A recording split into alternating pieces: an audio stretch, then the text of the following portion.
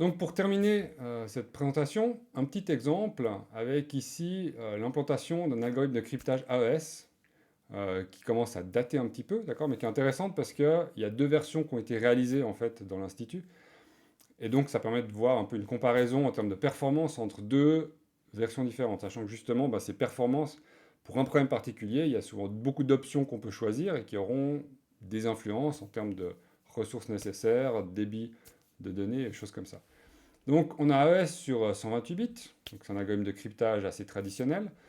On a une première version qui est full pipeline, donc vraiment on utilise ce concept de pipeline pour tous les étages de l'algorithme. On a un débit qui est excellent. On verra que ça nécessite beaucoup de logique, d'accord. Par contre, on a un débit magnifique. L'autre version qui a été faite, c'est une structure un peu mixte, séquentielle pipeline, où le débit est plutôt bien, on verra ce que ça donne. Avec ça, ils ont réussi en fait à diviser la quantité de logique par deux. Et, et en fait, disons, le, au total, on se retrouve avec beaucoup moins de logique. On verra ça entre la différence entre ce 2 et ce 4 en fait, un peu plus tard, pour une cible particulière. On reviendra là-dessus. Donc la première version, on a ici, je vous montre ici la structure, en gros des données qui rentrent, une clé qui rentre, et puis ça se fait en plusieurs rounds.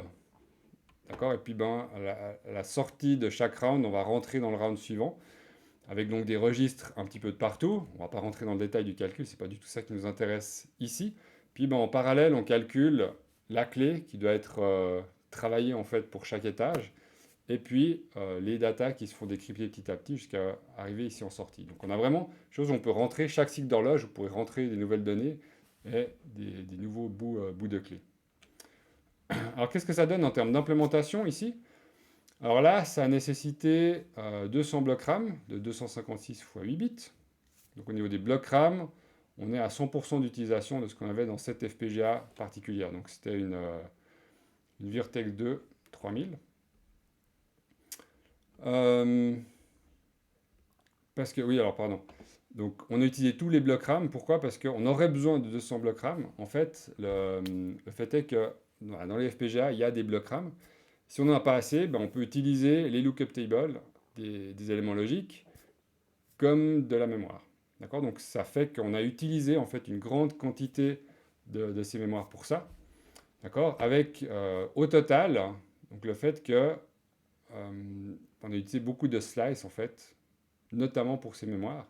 D'accord. Et donc on utilise plus de 80% de la FPGA, ce qui est beaucoup. En fait, en gros, on a rempli la FPGA avec de l'AES, avec une fréquence de fonctionnement post-placement routage de 83 MHz en gros, ce qui nous donne en fait un débit de 11 gigabits par seconde, ce qui est pas mal, hein, donc vous pouvez encoder des données avec ça. D'accord. Donc là, en termes d'espace, si je reviens ici, j'avais parlé de divisé par 2 ou divisé par 4, c'est en fonction de est-ce qu'on considère les blocs RAM, enfin les RAM qui ont été utilisés, enfin les lookup tables qui ont été utilisés comme mémoire, d'accord, est-ce qu'on les compte ou pas dans le calcul. Ce qu'on voit, c'est qu'au niveau des bascules, on n'utilise pas tant que ça, d'accord. Par contre, les slices, eux, on est voilà, au plein de la FPGA. En gros, il faut aussi voir qu'on remplit rarement une FPGA à 100% parce que le routage n'arrive pas à suivre derrière. Donc un remplissage à 85%, on est quasiment au max de ce qu'on peut imaginer de remplissage de la FPGA. La deuxième version qui a été faite, une version mixte, où en fait on retrouve quand même toujours un peu cette idée de pipeliner les choses, d'accord. Par contre, à l'intérieur, on a du code séquentiel, donc quelque chose qui va prendre, en l'occurrence, 2 cycles pour faire quelque chose, d'accord. Donc on va diviser évidemment le débit, parce qu'on ne pourra pas lancer des calculs tous les cycles, seulement un cycle sur deux, d'accord. Et puis là, l'expansion de clés se fait de manière assez différente. Au résultat, vous avez aussi les données qui sortent, hein, ça marche tout aussi bien, d'accord. Par contre, voilà, le débit sera différent. En termes d'implémentation, qu'est-ce que ça nous donne? Donc là, la clé, elle est calculée de manière un petit peu différente. On a besoin, en l'occurrence, de 84 blocs RAM. Donc là, c'est parfait parce qu'on a ces blocs RAM à disposition. D'accord. Donc on ne va pas utiliser, du coup, les slices comme de la mémoire. Et donc, on va réduire globalement notre utilisation. Donc là, ce qui est intéressant, c'est que voilà, on est assez plein en termes de mémoire, hein, il n'y a plus beaucoup de place, on est d'accord. Par contre, en termes de CLB, on n'est qu'à 19% d'utilisation, avec une fréquence qui est légèrement supérieure à celle qu'on avait précédemment pour le pipeline. Ça, c'est assez intéressant aussi. Ça ne va pas avoir une grosse influence, hein. L'autre, on était à 83 MHz, ici on est à 100, c'est pas énorme. Et donc, si on fait les calculs là-dessus, on se retrouve avec un débit de 6 gigabits seconde. D'accord, ce qui est pas mal. On est moins bon que l'autre, hein. L'autre, on était à 11 gigabits seconde. On est plus bas, par contre, en termes d'utilisation, on est largement plus léger. Si maintenant on compare vraiment les deux, donc vous avez ici les chiffres pour la version full pipeline, ici les chiffres pour la version séquentielle, mix, disons, d'accord, et puis ben, ce qui était disponible en termes de quantité. Donc la grosse différence, c'est en termes de slice, où on en avait 85% utilisé, 19% de l'autre côté, d'accord. Les flip-flops, moins aussi, mais c'est moins dramatique ce changement-là. On a quand même divisé par 4 en fait la quantité de logique nécessaire avec la version mixte. Au niveau de la fréquence d'horloge, on est un peu meilleur avec la version mixte et avec l'autre. Et du coup, au niveau du débit, bah, on est à 6 gigabits au lieu de 11. Donc là, c'est assez intéressant parce que voilà, au total, on a divisé la logique par 4, notamment à cause du non-usage des lookup tables de la FPGA pour faire de la mémoire. Et puis bah, là, on a divisé le débit par 2. Donc voilà, ça c'est des choix où typiquement on va dire bah, pour une application particulière j'ai besoin du plus grand débit et de toute façon j'ai rien besoin de faire d'autre dans ma FPGA, donc je prends une version pipeline, impeccable. Puis après peut-être pour une autre application, bah, en fait dans ma FPGA j'ai quand même besoin de faire d'autres choses, pas seulement faire de l'encryption, et donc à ce moment-là je vais préférer perdre un peu en débit, mais du coup diviser par 4 la quantité de logique nécessaire, et donc pouvoir mettre d'autres types de traitements dans ma FPGA.